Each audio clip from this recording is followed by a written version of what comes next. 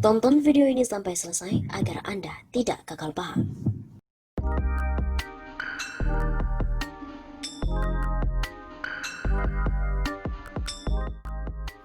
Kelemahan-kelemahan utama Jokowi pun akhirnya terbongkar. Analis politik dan juga ekonomi, Rustam Ibrahim memaparkan bab-bab yang dinilainya menjadi sebuah kelemahan utama Presiden Joko Widodo selama ini. Pertama, menurut Rustam Ibrahim, Jokowi dinilai sangat kurang melibatkan peran civil society dalam perumusan kebijakan negara maupun implementasi program-program pembangunan sosial atau social development. Kedua, Rustam menyebutkan ada 3 sektor kehidupan bermasyarakat atau bernegara yang tidak mendapatkan interest Jokowi, yaitu sektor negara atau publik, sektor ekonomi atau swasta, dan juga sektor nirlaba serta non-pemerintah, yaitu non-governmental dan non-profit sector. Sektor ini yang terdiri dari berbagai organisasi masyarakat, tampaknya tidak mendapatkan perhatian Presiden Jokowi. Begitu kata Rustam melalui akun Twitter yang dikutip oleh redaksi suara.com pada hari Minggu 20 September. Kelemahan yang ketiga, Presiden Joko Widodo dinilai Rustam Ibrahim banyak membahas tentang community participation dalam penanganan pandemi corona. Tapi menurut pandangan Rustam Ibrahim, kepala negara tidak mengajak civil society yang sudah banyak bergerak dalam bidang kesehatan masyarakat. Padahal menurut Rustam, civil society berpengalaman dalam pendekatan partisipatif kalau dibandingkan dengan TNI atau Polri, serta juga aparatur sipil negara yang disebut Rustam lebih bersifat instruktif. Dalam ranah civil society, Rustam Ibrahim memuji Gubernur Anies Baswedan yang dinilainya lebih berpengalaman. Suka atau tidak suka harus diakui, Gubernur Anies Baswedan banyak berpengalaman di ranah civil society. Anies pernah bekerja di UNDP, Partnership for Governance Reform, dan Rektor Paramadina. Anies tentu sangat paham dengan dunia CSO atau NGO. Banyak kalangan NGO menaruh harapan padanya. Begitu kata Rustam. Sebelumnya pun pernah diberitakan dari Foxpol, Jokowi akui gagal pimpin negara. Analis politik sekaligus Direktur Eksekutif Foxpol Center Research and Consulting, Pangi Syarwiceniago menganalisis kemarahan Presiden Joko Widodo pada para menteri yang tidak responsif dan biasa-biasa saja saat menangani kasus virus corona. Dia menyebut kemarahan Jokowi itu hanya dagelan politik untuk mencari kambing hitam demi menutupi kelemahannya sebagai presiden dalam menjalankan roda pemerintahan. Bagaimana mungkin kita bisa mahfum bahwa kegagalan pemerintahan tertumpu pada kelemahan pembantu presiden? Bagaimana ceritanya? Kalau presidennya tak punya strong leadership yang berkelas, apakah masih bisa menggerakkan gerigi rotari, memberikan pengaruh dan juga energi positif bagi menterinya, dan menjadi kekuatan atau semangat bagi para menteri? Begitu kata Pangi.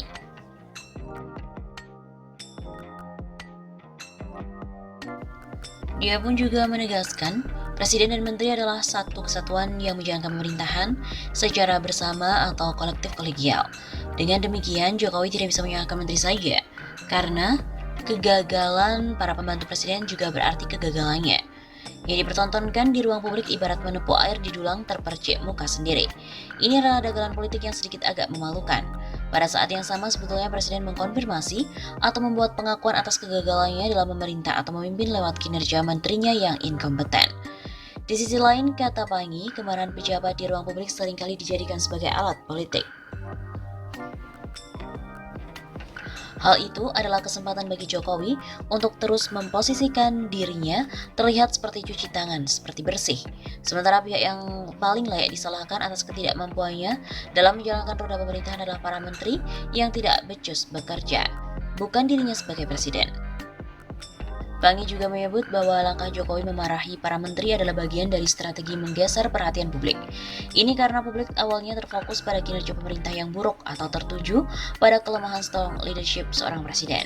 Setelah dia pidato, kini kelemahan serta kegagalan pemerintah mulai bergeser ke pembantu presiden, akibat ulah menterinya yang amburadul. Harapannya desain tekanan publik dari awalnya mempersalahkan presiden bergeser menyalahkan menteri. Ini bagian dari lagu lama, kaset usang. Sebagai presiden dengan kinerja buruk dan berupaya menempatkan diri sebagai pahlawan yang memperjuangkan demi kepentingan 267 juta rakyat Indonesia dengan memarahi dan membentak-bentak menterinya di panggung depan. Begitu kata Pangi.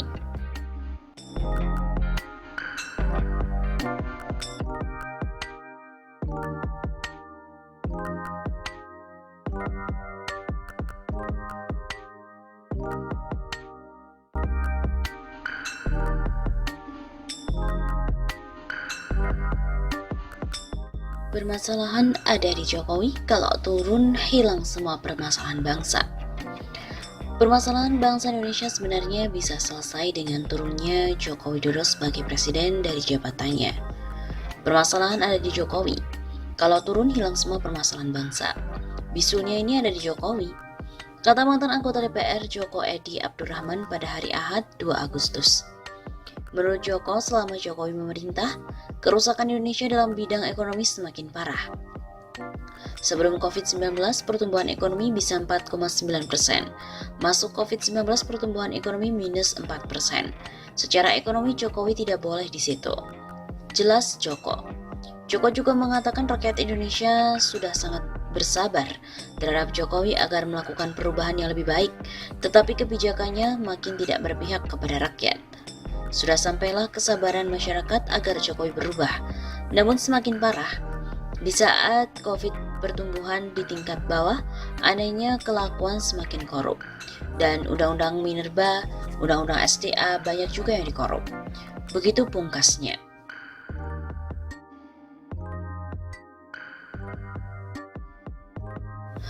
Pernah diberitakan juga sebelumnya Jokowi akan mereshuffle kabinetnya.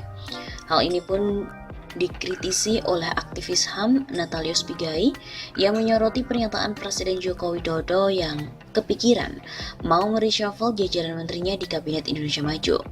Ia menilai justru persoalan saat ini karena kepemimpinannya Jokowi selaku kepala negara. Terserah dia mau ganti menteri atau tidak, itu urusannya. Sumber masalah saat ini justru soal ketidakmampuan memimpin Indonesia. Begitu kata Pigai kepada redaksi dalam pesan singkatnya pada hari Senin.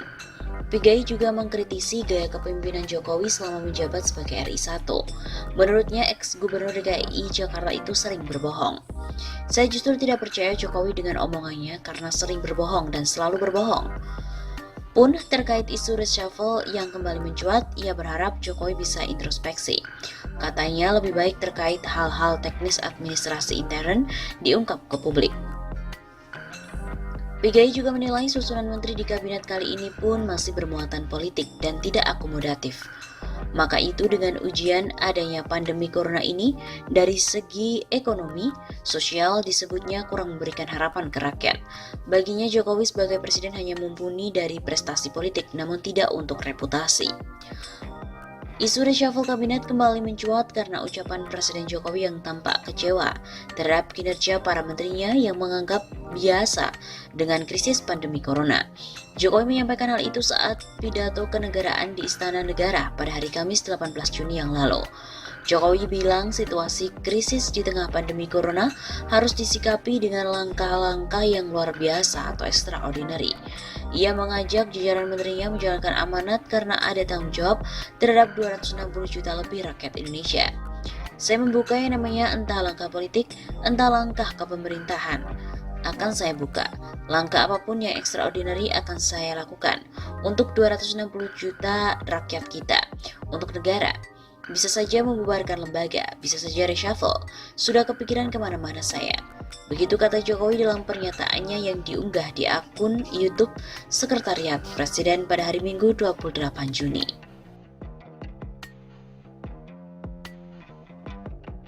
Selain itu, terbaru Jokowi juga mengakui tata kelola pemerintahan yang berbelit-belit menjadi sumber masalah.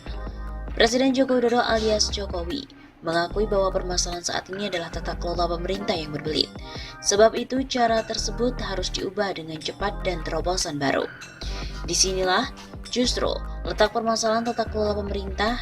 Semua memang harus kita ubah semuanya, kata Jokowi saat memberikan arahan pada para peserta program kegiatan bersama kejuangan atau PKB Juang tahun anggaran 2020 melalui siaran telekonferensi di Istana Bogor, Jawa Barat pada hari Selasa 28 Juli.